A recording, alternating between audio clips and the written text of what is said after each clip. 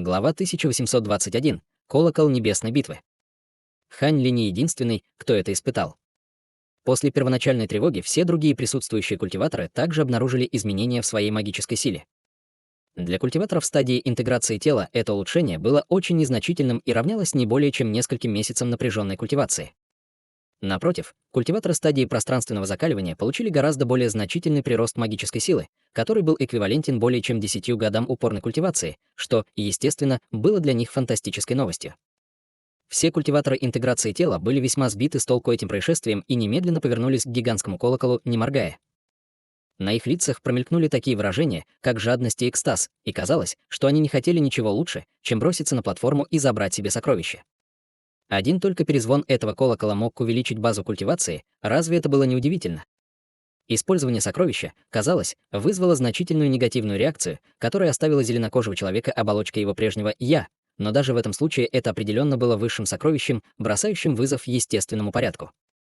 Возможно, это было легендарным сокровищем. У Хань Ли было такое же подозрение, когда он с удивлением оценил черный колокольчик. К сожалению, здесь, в черном пространстве, духовное чутье было сильно ограничено, из-за чего он не мог оценить черный колокол вдалеке своим духовным чутьем. В противном случае тот факт, что он владел высшим небесным плодом, сделал бы его более способным, чем другие, определить, действительно ли это настоящее высшее небесное сокровище. В этот момент хилый старик на платформе внезапно почтительно положил пурпурную дубину в своих руках на черный каменный стол перед собой. Затем из-под его ног вспыхнул духовный свет, и он мгновенно исчез на месте. В следующее мгновение его сменила другая человекоподобная фигура, появившаяся по ту сторону колокола. На этой ней были серебряные парчевые мантии и золотая маска в виде головы змея. Его глаза были ярко-зеленого цвета, и он не выглядел человеком. Его появление на платформе, естественно, мгновенно привлекло всеобщее внимание, и он быстро оглядел все окружающие парящие павильоны, сказав: «Хе-хе, я уверен, что все вы только что испытали чудодейственную силу этого колокола небесной битвы. Этот колокол — маленький подарок от нашей черной области всем вам. Этот колокол небесной битвы — одно из самых драгоценных сокровищ, которые мы должны предложить во время этого конгресса, и мы предлагаем его в качестве первого предмета обмена, чтобы оживить атмосферу. Уверен, что это сокровище не разочарует удачливого даосиста, которому удастся заполучить его». Что? Это сокровище на обмен? Несмотря на то, что большинство людей уже догадались, что это так, для некоторых это все же стало шоком после получения устного подтверждения от фигуры в золотой маске. Если вы сможете предложить сокровище, которым я буду доволен, почему бы мне не обменять этот колокол небесной битвы? Фигура в золотой маске усмехнулась. Это довольно странно. В прошлом я много раз присутствовал на этом конвенции обмена в черном пространстве, и сокровища, которые предлагались для обмена, конечно, были далеко не мирскими, но сокровищ такого ранга не было ни разу. Может быть, ваше черное пространство также готовится к предстоящим бедствиям? Раздался пожилой голос, разнесшийся по всему залу, из-за чего невозможно было точно определить, из какого каменного павильона он произошел. Услышав это, сердце Хань Ли слегка задрожало. Скорбь, о которой здесь говорилось, должна была быть приближающейся дьявольской скорбью. Было совершенно ясно, что все присутствующие участники конвенции знали о дьявольском бедствии. Таким образом, никого не удивил заданный вопрос, и все повернулись, чтобы оценить фигуру в золотой маске, ожидая его ответа. Верно, господа. Дьявольское бедствие постигнет как человеческую, так и демоническую расы, и, как часть двух рас, наше черное пространство определенно не освобождается от этого, поэтому для нас нормально сделать некоторые приготовления. Заранее. Тем не менее, я должен поправить вас в одном: этот колокол небесной битвы действительно является весьма необычным сокровищем, но не таким экстраординарным, как вы думаете, и в нем есть некоторые недостатки. По сравнению с сокровищами, обнаруженными на прошлой конвенции обмена, он на самом деле уступает некоторым из них, с улыбкой сказала фигура в золотой маске. Недостатки. Не могли бы вы подробнее рассказать об этом?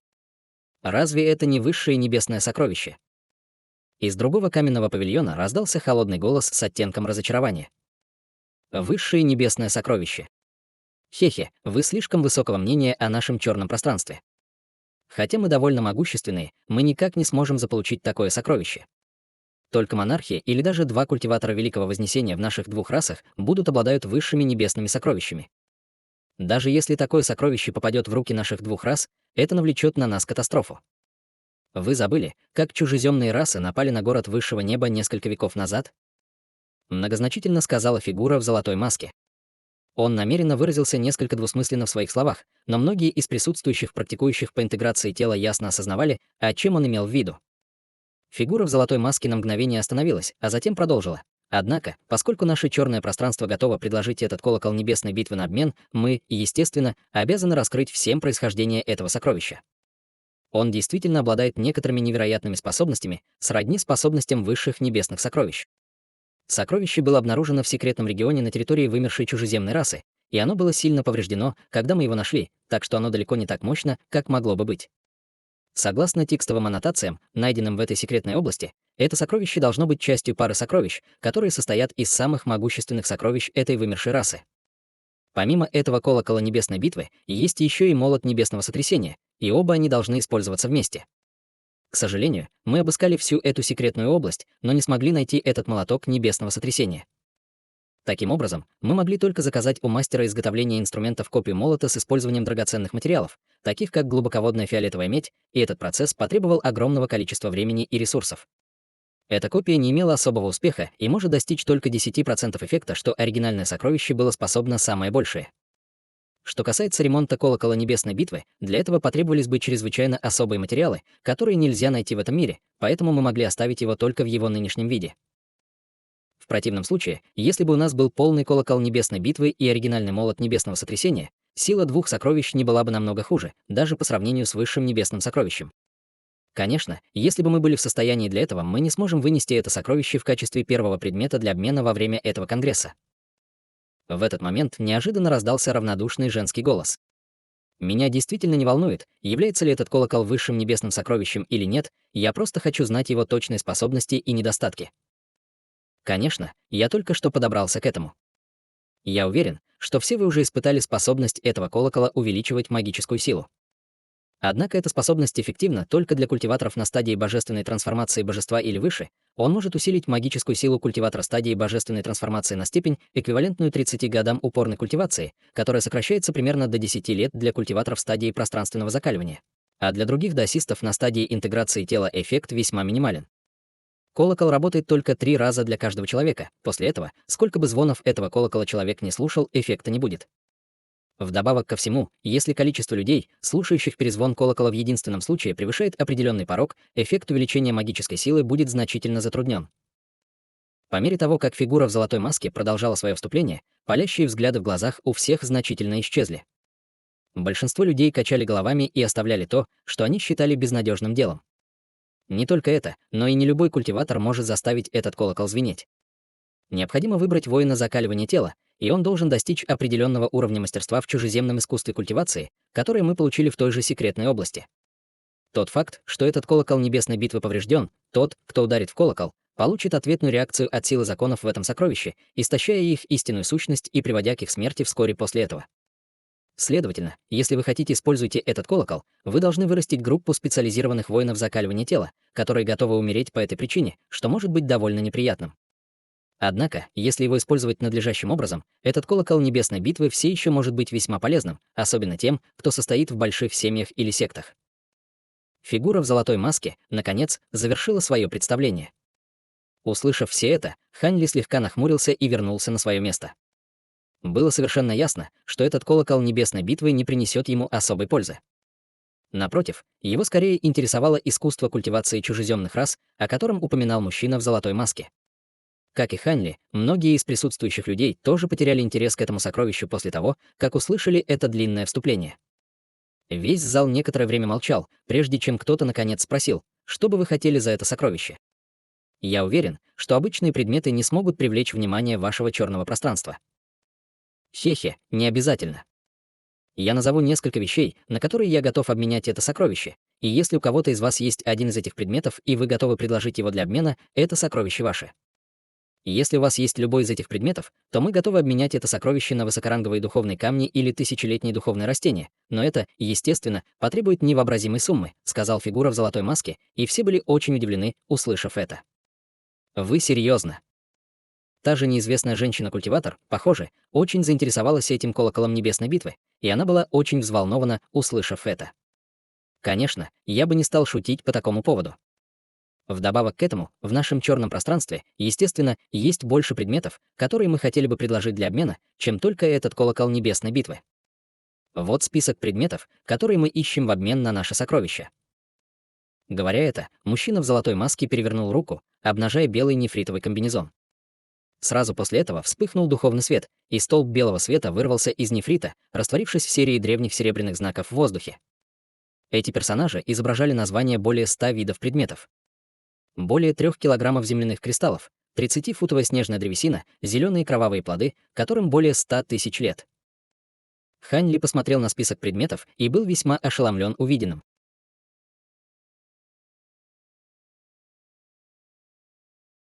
Глава 1822. Иньская трава феникса. Мало того, что Хань Ли был ошеломлен предметами в списке, многие другие присутствующие были также весьма удивлены тем, что им показали. Все эти предметы было чрезвычайно трудно найти в мире духов, и даже жители черного пространства не были уверены, что у участников конвенции будут эти предметы, поэтому они перечислили альтернативные варианты, такие как использование большого количества духовных камней или растений. Конечно, вполне возможно, что есть люди, у которых есть предметы из этого списка, но они просто не захотят обменять их на такое посредственное сокровище.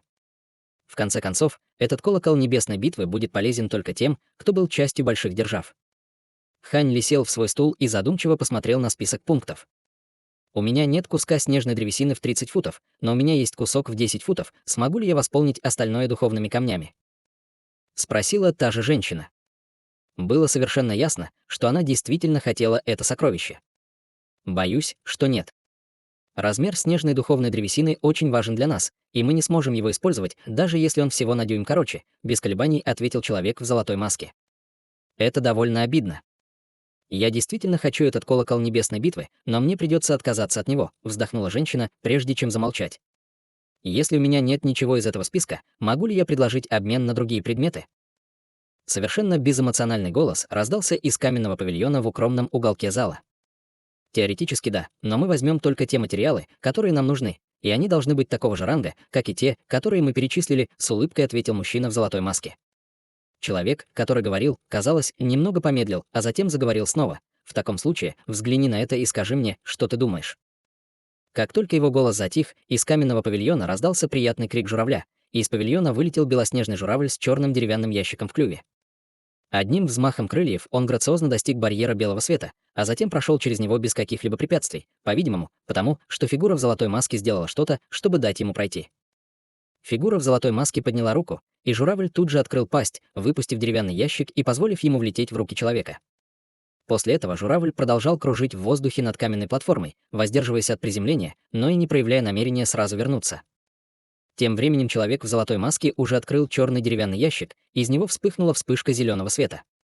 Его зрачки слегка сузились при виде предмета в коробке, и на его лице появилось серьезное выражение. Он не потянулся к коробке, чтобы коснуться предмета, но свет вспыхнул в его глазах, и он внимательно изучал предмет в течение долгого времени.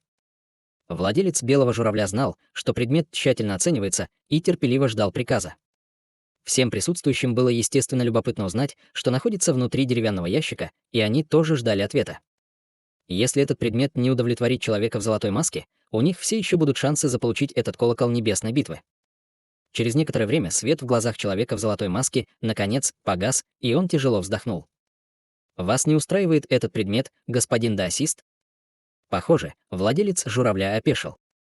Обычно ценность этого предмета действительно соответствует ценности многих материалов в моем списке, но если я действительно хочу использовать его, мне придется культивировать его не менее 10 тысяч лет. Бедствие вот-вот начнется, так что я бы предпочел более прагматичные вещи, такие как духовные камни и материалы, которые можно использовать сразу же, эфемистически ответил человек в золотой маске. Затем он снова закрыл деревянную коробку крышкой и подбросил ее в воздух. Белый журавль издал резкий крик и прыгнул вниз, чтобы снова поймать коробку клювом, а затем вылетел из светового барьера и направился обратно к своему хозяину. После недолгого молчания владелец белого журавля испустил печальный вздох. Какая жалость! Брови человека в золотой маске слегка нахмурились в ответ на теплый прием, который получил колокол небесной битвы, и через некоторое время он смиренно вздохнул. Есть ли другие господа, желающие предложить предметы для обмена? Если нет, то мне придется продать предмет с аукциона за высокоранговые духовные камни или духовные растения. Все молчали, и никаких дальнейших предложений не поступало. В таком случае, давай начнем аук. Кривая улыбка появилась на лице человека в золотой маске, но, когда он собирался начать аукцион, внезапно раздался грубый мужской голос. «Пожалуйста, подождите, у меня есть кое-что, что нужно вашему черному пространству». Нет, точнее говоря, это нечто даже более ценное. Хотели бы вы это увидеть, господин даосист? В глазах номер 11 промелькнул намек на удивление, и ее массирующие руки слегка дрогнули. Человек, который только что заговорил, естественно, был никто иной, как Ханли. В этот момент он уже перевернул руку, достав желтую нефритовую шкатулку. Конечно, я был бы более чем счастлив увидеть это. Если у вас действительно есть что-то исключительное, я обязательно предложу обмен, который стоит вашего времени. Человек в золотой маске был в восторге от этого. Хань Ли просто промолчал, взмахнув рукавом, и вылетела белая змея, проглотив нефритовую шкатулку, а затем вылетела полоса белого света. Хм. Фигура в золотой маске взглянула на змею, которая влетела в белый световой барьер и медленно спустилась рядом с ним, и на его лице появился намек на удивление. Он четко определил, что это необычная марионетка. Приземлившись рядом с человеком в золотой маске, белая змея открыла пасть, выплюнув желтую нефритовую шкатулку. По сравнению с особыми свойствами этой марионетки, человека в золотой маске, естественно, больше интересовало, что лежит в этой нефритовой коробке, и он осторожно поймал коробку и снял крышку. Внутри него парил шар черного света, и внутри этого шара находилось мерцающее серебряное духовное растение высотой в несколько дюймов. Это инская трава феникса. Восторженно воскликнул мужчина в золотой маске. Прямо в этот момент перед его ушами раздался голос Хань Ли. Это действительно инская трава феникса, и она росла сотни тысяч лет, так что она намного дороже, чем 70-тысячелетняя инская трава феникса, которую ищет ваше черное пространство. Она росла сотни тысяч лет. Услышав это, фигура в золотой маске резко вздохнула, поспешно высвободив свое духовное чутье, окутав траву и приступив к тщательной оценке. Увидев это, на лице Хань Ли появилась легкая улыбка. Он получил эту духовную траву из того лечебного сада в огромной ледяной области и отдал большинство травы культиваторам интеграции тела из рас небесных облаков, оставив только одну для себя, чтобы он мог сохранить семена духовной травы. Вернувшись в город высшего неба, он уже использовал особую секретную технику, чтобы взрастить эти семена, поэтому у него была лишняя инская трава феникса, которая ему не особо пригодилась. Конечно, у него также было несколько других духовных трав, которые были не менее редкими и ценными, чем эта инская трава феникс, и он также получил семена от всех них. Хань Ли изначально не собирался обменивать этот колокол небесной битвы, поэтому, если бы инская трава феникса не была в списке, который представила фигура в золотой маске, он бы просто пропустил это сокровище. Однако, видя, что они активно искали эту духовную траву, а он не особо использовал ее, он, естественно, собирался максимизировать ее ценность, обменивая ее здесь. Вдобавок ко всему, он действительно был очень заинтересован в искусстве культивации чужеземных рас, прилагаемом к этому колоколу небесной битвы, поэтому он, наконец, решил высказаться после некоторого тщательного размышления. Эта оценка была явно более тщательной, чем предыдущая, и к тому же заняла намного больше времени. Наконец, фигура в золотой маске выдохнула, завершив оценку, и его губы задрожали, послав передачу голоса Хань Ли. «Откуда вы взяли эту инскую траву феникса?» Я не смог определить ее точный возраст, но она росла, по крайней мере, 200 тысяч лет. Можете ли вы проверить ее точный возраст? Голос мужчины в золотой маске был наполнен необузданным возбуждением. Боюсь, я тоже не могу проверить его возраст. Единственный способ определить его возраст — это переработать его в таблетки, а затем изучить действие этих таблеток. Однако я действительно могу подтвердить, что этому растению более 200 тысяч лет. Вам интересно? Ответил Хань Ли собственным голосом. Мы определенно заинтересованы, но кажется, что отсутствует небольшая часть этой духовной травы. Таким образом, ее стоимость будет снижена, медленно произнесла фигура в золотой маске. Я взял для себя семена этого духовного растения. Уверен, вы знаете, что семена этого растения инской травы феникса практически ничего не стоят, поэтому, даже если стоимость будет снижена, это не должно быть слишком много. Таким образом, я определенно не захочу обменять его только на этот колокол небесной битвы. Если вы хотите эту духовную траву, то проявите мне некоторую искренность. Разве вы не говорили, что у черной области есть какие-то другие драгоценности, которые можно обменять? Если вы не хотите вести переговоры, я бы предпочел оставить эту инскую траву феникса, чтобы обменять ее с другими присутствующими культиваторами. Глаза Хань Ли сузились, когда он холодно передал свой голос. Это довольно важный вопрос, поэтому мне придется обсудить его с другими людьми, прежде чем я дам вам ответ, торжественно ответила фигура в золотой маске после короткого колебания. Конечно, продолжайте, ответил Хань Ли. После этого человек в золотой маске поднял голову и посмотрел в небо, и его губы непрерывно дрожали, ведя беседу со своими скрытыми коллегами. Всем оставалось только ждать, пока состоится обсуждение. К счастью, обсуждение закончилось довольно быстро, и вскоре после этого мужчина в золотой маске снова передал свой голос Хань Ли. Помимо этого колокола небесной битвы, мы готовы предложить вам еще одно из самых драгоценных сокровищ, которые у нас есть для обмена. Однако вы не можете выбирать, что это за второе сокровище. Если оно вам не понравится, мы компенсируем вам огромную сумму духовных камней.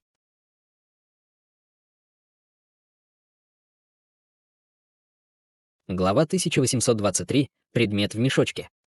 «Если у меня не будет выбора, то я лучше оставлю это духовное растение для следующего раунда обменов», ответил Хань Ли, нахмурив брови. «Вы, естественно, имеете право на это, но я должен предупредить вас, что для обмена на следующие несколько сокровищ, которые мы будем предлагать, потребуются разные материалы. Все эти сокровища были предоставлены разными старейшинами нашего черного пространства, и все они имеют разные потребности. Следовательно, нет никакой гарантии, что вы сможете обменяться на два сокровища даже с этой вашей духовной травой, если вы откажетесь от этого колокола небесной битвы», сказала фигура в золотой маске. «Ты хочешь сказать, что следующие несколько сокровищ будут даже более ценными, чем этот колокол небесной битвы?» Услышав это, сердце Хань Ли дрогнуло. «Хе-хе, это будет зависеть от того, что вы считаете ценным», двусмысленно ответил мужчина в золотой маске, не раскрывая никакой дополнительной информации Хань Ли. Губы Хань Ли слегка дернулись, услышав это. Человек в золотой маске думал, что его интересует колокол небесной битвы, тогда как на самом деле он хотел только сопутствующее искусство культивации. Помня об этом, Хань Ли спросил: «Как я узнаю, что это второе сокровище, одно из самых ценных сокровищ, предлагаемых для обмена, как вы заявляете? Что, если вы найдете случайное сокровище, чтобы обмануть меня?» Человек в золотой маске явно был очень уверен в этом втором сокровище, и он ответил с гордостью: «Хе-хе, вам не нужно беспокоиться об этом. Уверен, что культиватор вашего ранга будет в состоянии отличить драгоценное сокровище от бесполезного. Если вас не устраивает второе сокровище, вы всегда можете отказаться от обмена». После короткой паузы для размышлений Хань Ли согласился на это. «В таком случае вы должен позволить мне сначала увидеть второе сокровище, верно? Если оно действительно полезно для меня, тогда я приму обмен». Уверенный вид человека в золотой маске заставил его очень любопытно узнать, что же это за второе сокровище. «Конечно, пожалуйста, подождите минутку». Фигура в золотой маске улыбнулась, и во вспышке духовного света из его руки появился золотой тканевый мешочек, подбросив его в воздух. Во вспышке белого света выскочила белая змея, проглотив со скоростью молнии сумку, а затем вылетела из светового барьера и направилась обратно к Хань Ли. Хань Ли протянул руку, и золотой мешочек упал в его руки. Он приподнял бровь и тут же немедленно открыл отверстие мешочка, а затем вложил в него свое духовное чутье, после чего ошеломленное выражение внезапно появилось на его лице.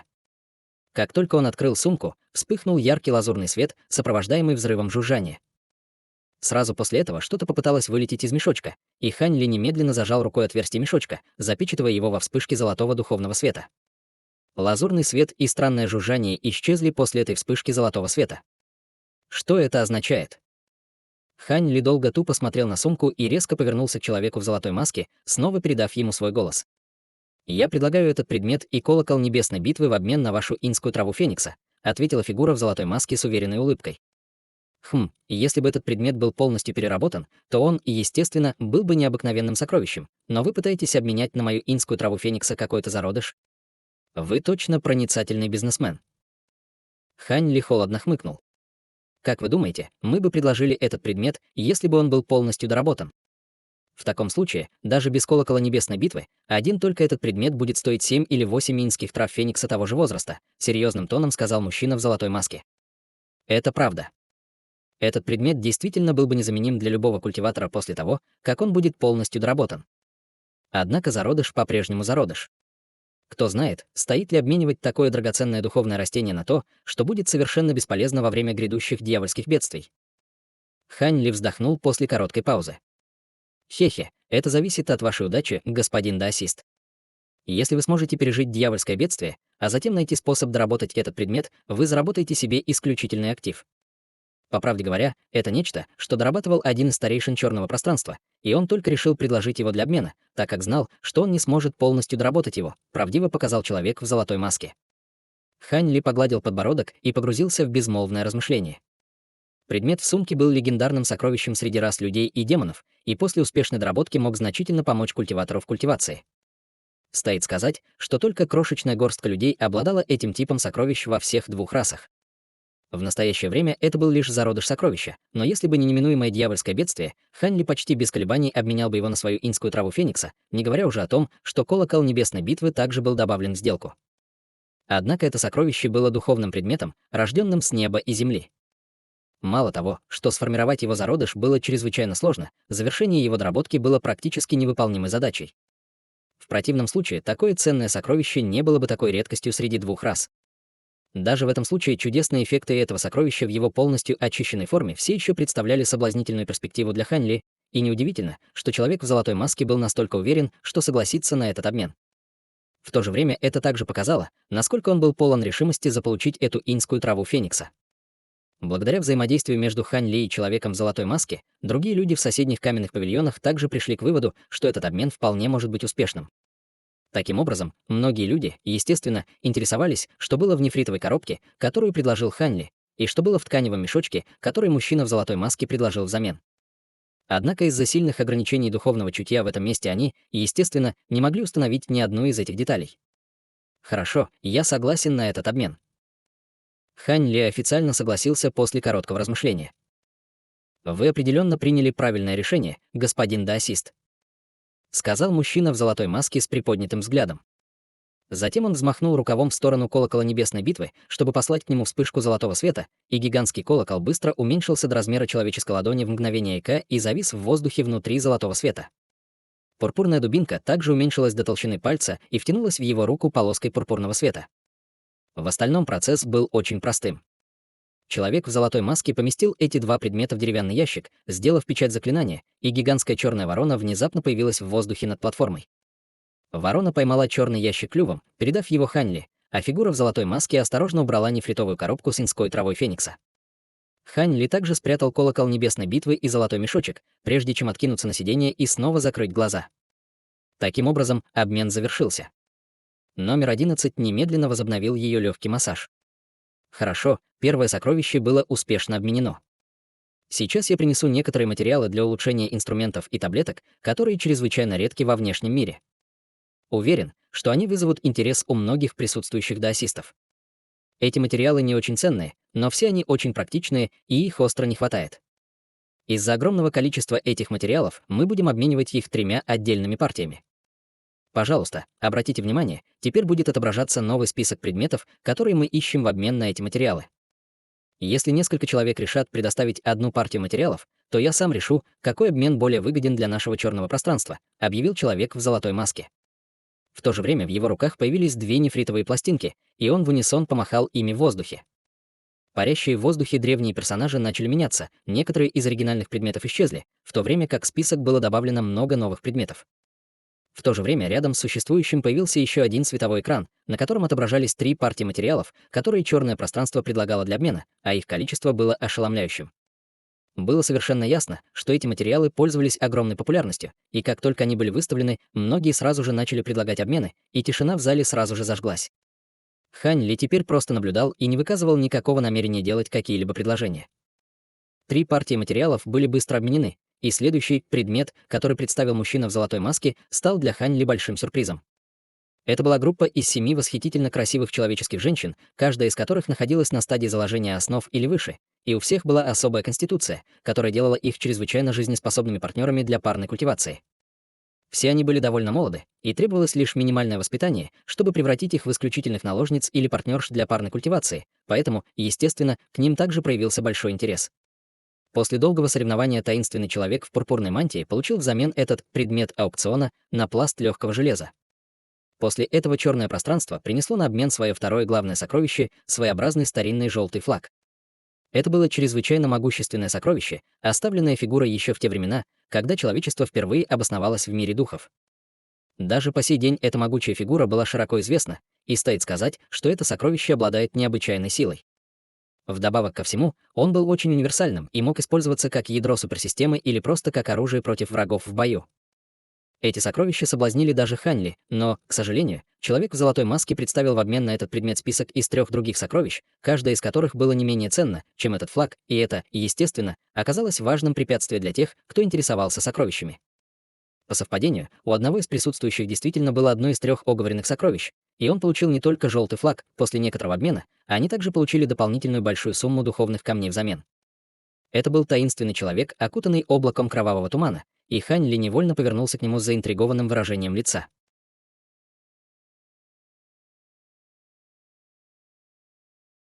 Глава 1824. Очередная встреча с истинным пламенным золотым вороном. После этого человек в золотой маске принес некоторые предметы, которые были произведены в древесном племени и расе духов, и все эти предметы имели особое применение. Таким образом, они привлекли внимание присутствующих, и те стали предлагать предметы, необходимые черному пространству для обмена. После этого человек в золотой маске принес еще несколько крупных сокровищ, все из которых были широко известны и обладали способностями, не уступающими колоколу небесной битвы и старинному желтому флагу.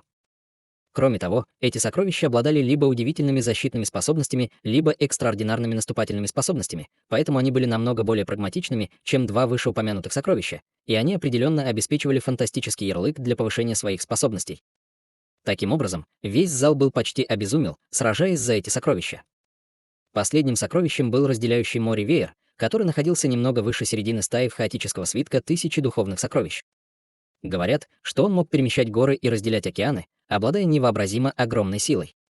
Более культиваторов пытались заполучить это сокровище, и, в конце концов, человек в золотой маске выбрал того, кто предложил больше всего материалов, и обменял в обмен на этот веер множество материалов, а также несколько могущественных сокровищ. Хань Ли тоже интересовался им, но, к сожалению, сокровища обменивали на драгоценные легендарные кристаллы, а не на духовные растения, и у Хань Ли не было ни одного из этих кристаллов. После этой транзакции все предметы, подготовленные черным пространством, были обменены, и ни один из них не должен был быть продан с аукциона за духовные камни. Это было явным признаком того, что черное пространство заранее подготовилось и прекрасно понимало, чего все хотят. Фигура в золотой маске явно была очень довольна происходящим, и он объявил: «Все, что могло предложить наше черное пространство, было обменено, теперь время для обмена между гостями конвенции. Если у вас есть какие-либо предметы, которые могли бы представлять интерес для нашего черного пространства, я хотел бы попросить вас рассмотреть возможность предложения их нам для обмена. Что касается правил, они такие же, как и всегда. Не более 3 человек одновременно будут допущены на сцену для демонстрации предметов, которые они хотели бы предложить для обмена, и вы должны будете обсудить все условия. Наше черное пространство не будет вмешиваться во время этого сегмента. Хорошо, я объявляю о начале бесплатного обмена. Хе-хе, в таком случае позвольте мне пойти первым». Как только голос фигуры в золотой маске затих, внезапно раздался зловещий голос. Сразу после этого полоса черного света вырвалась из одного из каменных павильонов, и после в воздухе появилось нескольких вспышек белого света. Это был мужчина в серой мантии, все его тело было окутано причудливыми струйками черного света. Похоже, вы очень торопитесь. Я тоже выйду на сцену с вами. Еще несколько полос света вырвались из других парящих павильонов почти в унисон, но, увидев, что кто-то прибыл на платформу первым, одна из полос сразу же значительно посветлела, исчезнув, а затем снова появилась в пределах светового барьера, словно через мгновенную телепортацию.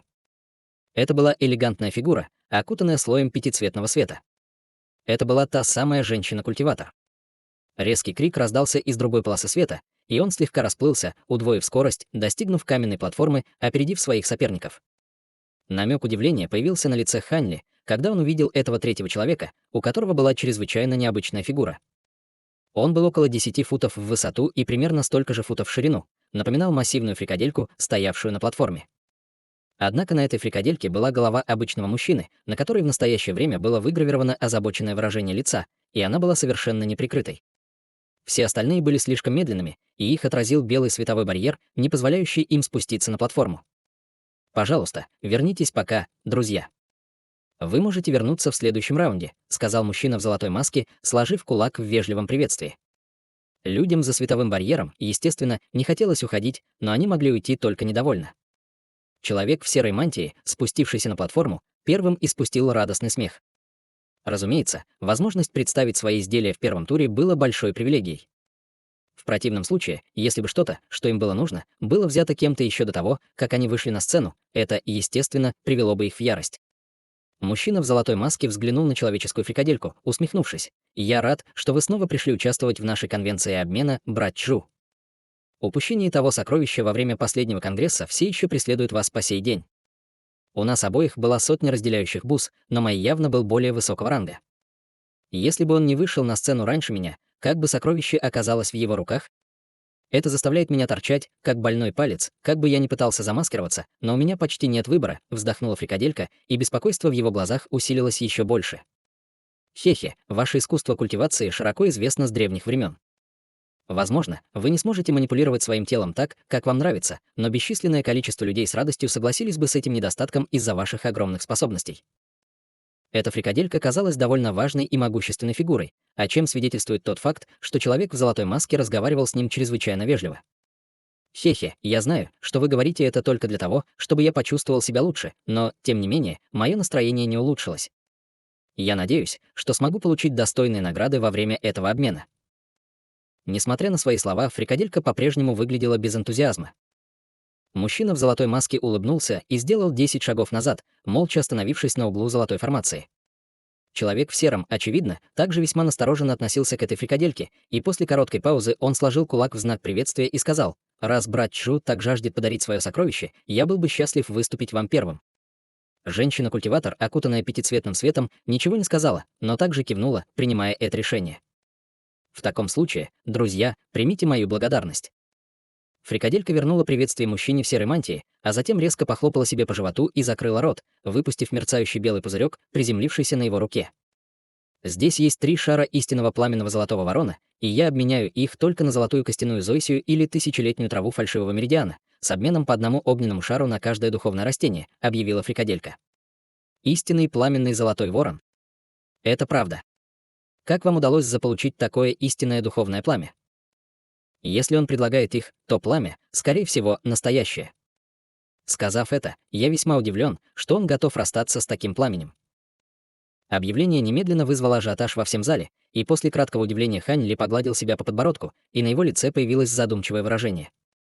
Его огненный ворон поглотил струю этого истинного духовного пламени от демонических птиц в золотых горных демонических хребтах, и это значительно увеличило их силу. Если этот демонический культиватор действительно обладал этим типом истинного духовного пламени, и у него было целых 3 шара такого пламени, то это позволило бы его огненному ворону стать значительно более мощным. К сожалению, он был настроен взять только 2 духовных растения, о которых он говорил, а у Хань Ли не было ни одного из них, поэтому он чувствовал легкое разочарование. В этот момент фрикаделька осторожно сняла крышку с маленького флакона, а затем похлопала рукой по дну флакона, и изнутри вылетели 3 раскаленных белых огненных шара. Затем 3 огненных шара превратились в трио белых огненных воронов, которые стали летать вокруг него. 3 огненных ворона были совершенно белого цвета, а вокруг их тел кружились слабые серебряные руны. Палящий жар немедленно заполнил весь световой барьер, заставив его слегка нестабильно задрожать. Это действительно истинный пламенный золотой ворон. Если бы кто-то, использующий искусство культивации элемента огня, усовершенствовал это пламя, он получил бы огромную пользу. Со всех сторон раздались новые разговоры, и серия завистливых и жадных взглядов упала на 3 белых огненных воронов. Духовное чутье каждого было строго ограничено, но все присутствующие на конвенции, естественно, обладали чрезвычайно проницательными глазами, и даже с такого расстояния они могли с относительной уверенностью определить, что это действительно было истинный пламенный золотой ворон. Голубой свет вспыхнул в глазах Ханли, позволив ему понять истинный облик истинного пламенного золотого ворона в этих 3 белых огненных воронах, и на его лице появилось странное выражение, пробормотав: «Хм? Это не настоящие золотые вороны». Его голос был настолько слабым, что даже номер 11 не расслышал то, что он только что сказал. После этого наблюдение разочарования в глазах Хань Ли исчезло, и он посмотрел на него с холодным выражением лица. Тем временем человек в серой мантии вытащил трехцветное сокровище в форме лотоса ледяного элемента. Он заявил, что он может испускать 3 типа ледяного пламени и будет чрезвычайно мощным, если им владеет кто-то, использующий искусство культивации ледяного элемента. В обмен на это сокровище он примет только сокровище с элементом огня того же ранга. Женщина-культиватор, окутанная пятицветным светом, вытащила малиновый шар размером с голову, который был яйцом кровавого огненного сокола. Это был вид первобытных зверей, которые славились своей свирепостью, и после достижения полной зрелости у кровавых соколов средний размах крыльев превышал 100 футов.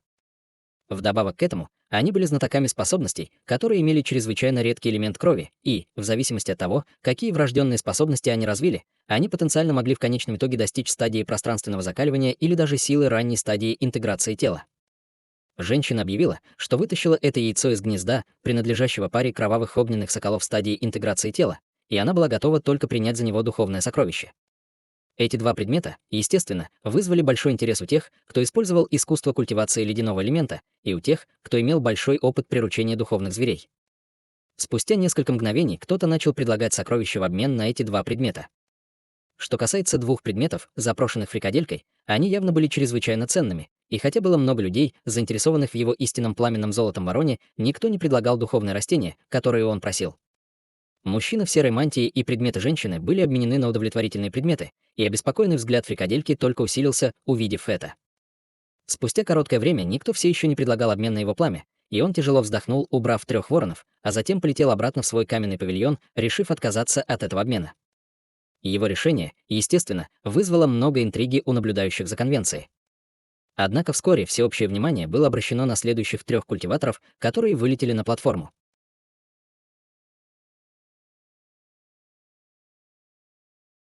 Глава 1825. Греховное облако и очищающая таблетка. Хань Ли прищурился и наблюдал, как один драгоценный предмет меняли на другой. Те, кто совершил успешный обмен, были в восторге, а те, кто потерпел неудачу, естественно, разочарованно возвращались в свои каменные павильоны с пустыми руками. Большинство представленных предметов было успешно обменено, но было совершенно ясно, что по сравнению с предыдущими конвенциями, обмен был гораздо более полными сокровищами по сравнению с материалами. Это был явный знак того, что все готовились к приближающимся дьявольским бедствиям, избавляясь от того, в чем они не нуждались, в обмен на сокровища, которые увеличивали бы их силы. В конце концов, какими бы драгоценными ни были определенные материалы, они были бесполезны, если не могли быть переработаны в сокровища до дьявольских бедствий. Для тех, кто смог участвовать в этом съезде, обычные сокровища, естественно, не представляли интереса, однако могущественные сокровища, которые могли привлечь их внимание, обычно могли быть очищены только с использованием нескольких десятков или даже более 100 видов драгоценных материалов. Не считая того факта, что в процессе доработки существовала вероятность неудачи, на то, чтобы собрать такое количество материалов, потребовались бы сотни, возможно, даже тысячи лет. В противном случае драгоценные материалы были бы гораздо более распространены во время этого конгресса, чем готовые сокровища. По прошествии более чем полдня большинство людей, предлагающих предметы для обмена, вышли на сцену.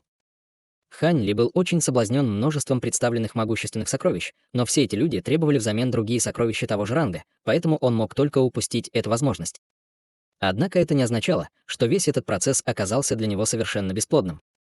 Он не только использовал одно из духовных растений, которое он добыл в огромной ледяной области в обмен на несколько наборов чрезвычайно мощных флагов формации, он также обменял кувшин красного шелкового бессмертного вина на дюжину семян духовных растений, которые он еще не получил от заядлого винного энтузиаста. Он также сам не так давно вышел на сцену и предложил несколько тысячелетних растений в обмен на материалы из демонических зверей, которые ему еще только предстояло собрать. В результате он смог легко получить эти материалы у нескольких демонических культиваторов, и это стало для него большим облегчением. Собрав эти материалы, он сможет начать изготавливать свою вторую экстремальную гору после заключения съезда 1000 сокровищ, и, если он добьется успеха, его силы снова будут значительно возрастут.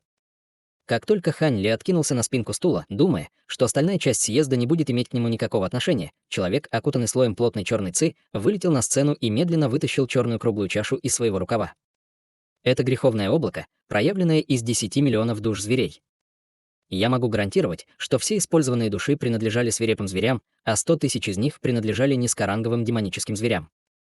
Я хочу обменять это греховное облако на божественное сокровище наступающего типа из хаотического свитка 1000 духовных сокровищ. Как только он сказал это, лица всех, включая Хань Ли, резко изменились, и все они повернулись и с удивлением посмотрели на него. Человек в золотой маске, стоявший на углу золотой формации, также был ошеломлен, услышав это, и его улыбка тут же исчезла, когда он пристально посмотрел на человека, который только что заговорил, с недоумевающим взглядом. Несмотря на пристальное внимание, которое он получал, таинственная фигура в черной ци оставалась совершенно невозмутимой и подняла круглую чашу одной рукой, а затем сняла крышку чаши другой рукой.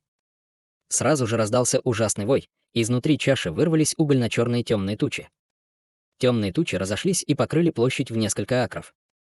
Синий свет вспыхнул в глазах Хань Ли, и он смог мгновенно различить эти темные облака как бесчисленные черные проекции.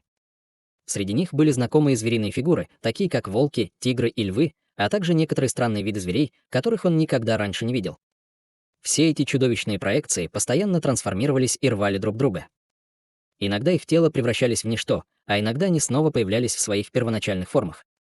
Эти звериные проекции были никем иным, как вышеупомянутыми звериными душами. Греховное облако, проявленное десятками или даже сотнями этих звериных душ, не представляло особой ценности, но их ценность резко возросла, когда это число увеличилось до десятков тысяч. Это произошло потому, что сила греховного облака напрямую коррелировала с количеством душ, из которых оно было проявлено. Чем больше душ было использовано, тем труднее было успешно проявить греховное облако.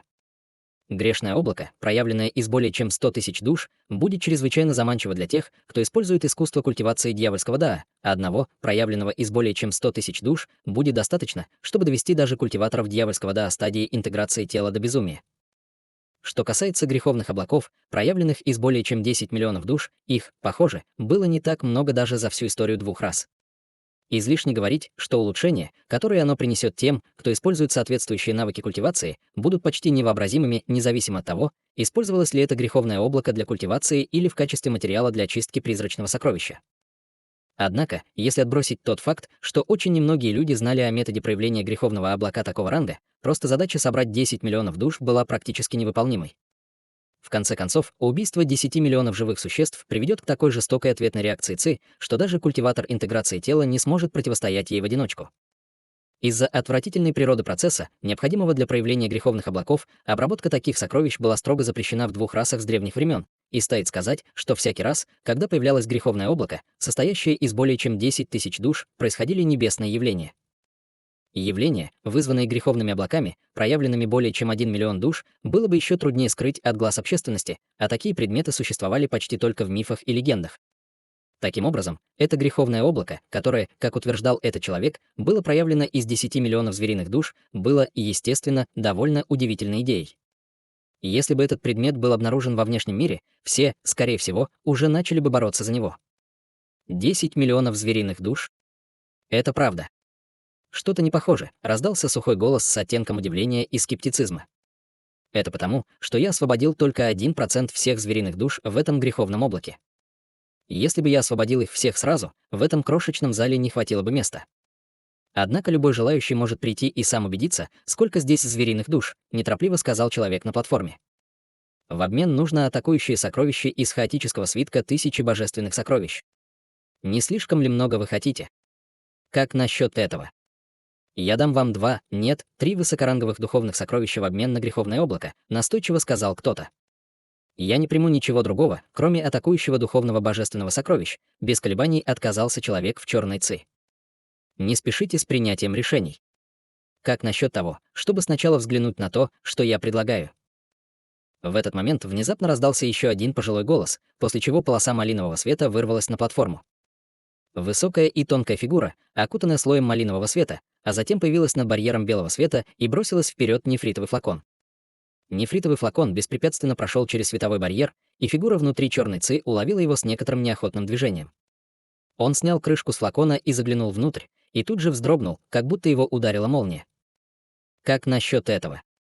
Я уверен, что вы знаете, что это за таблетка. Если бы не тот факт, что это греховное облако было весьма полезно для меня, я бы определенно не предлагал эту таблетку для обмена, сказала фигура в багряном цвете, задумчиво глядя на флакон. После долгих колебаний человек в черной ци покачал головой и бросил флакон обратно владельцу. Нет, я все равно не приму это. Фигура в багровом свете на мгновение дрогнула в недоумении, воскликнув: «Разве вы не понимаете, что это такое, господин даосист?» Это очищающая таблетка, которая может увеличить шансы культиватора интеграции тела прорваться через узкие места. Очищающая таблетка. Господин даосист, не желаете ли вы обменять эту таблетку на какое-нибудь другое сокровище? Все присутствующие на стадии интеграции тела существа немедленно пришли в ярость, услышав название этой таблетки, и некоторые из них начали кричать предложение прямо человеку в багровом свете. Эта таблетка была явно более популярной, чем греховное облако, и это имело смысл. Греховное облако, проявленное из 10 миллионов душ, определенно было легендарным предметом, но оно было полезно только дьявольским и призрачным культиваторам. Напротив, очищающая таблетка была необычной таблеткой, универсальной для всех культиваторов интеграции тела, и они были особенно заманчивы для тех, чья культивация застопорилась в течение многих лет. Греховное облако казалось чрезвычайно важным для фигуры в малиновом свете, и, обиженно взглянув на человека в черной ци, он сказал: если вам нужна моя очищающая таблетка, помогите мне обменять ее на это греховное облако, и я с радостью передам эту таблетку». Услышав это, весь зал замолчал. Вообще говоря, у всех присутствующих культиваторов интеграции тела должно быть несколько духовных сокровищ в рукавах, но даже среди рас людей и демонов определенно было не более 10 божественных духовных сокровищ из хаотического списка 1000 духовных сокровищ, а наступательных сокровищ такого ранга было, наверное, всего 2 или 3. Даже если такое сокровище действительно существовало в расе людей или демонов, его владелец мог не присутствовать на этой конвенции обмена в черном пространстве. Вдобавок ко всему, божественные духовные сокровища из хаотического свитка были не менее ценными, чем очищающие таблетки, поэтому вопрос о том, захочет ли кто-нибудь принять этот обмен, было совершенно другим вопросом. Хань Ли уставился на пузырек с таблеткой, и на его лице появилось задумчивое выражение.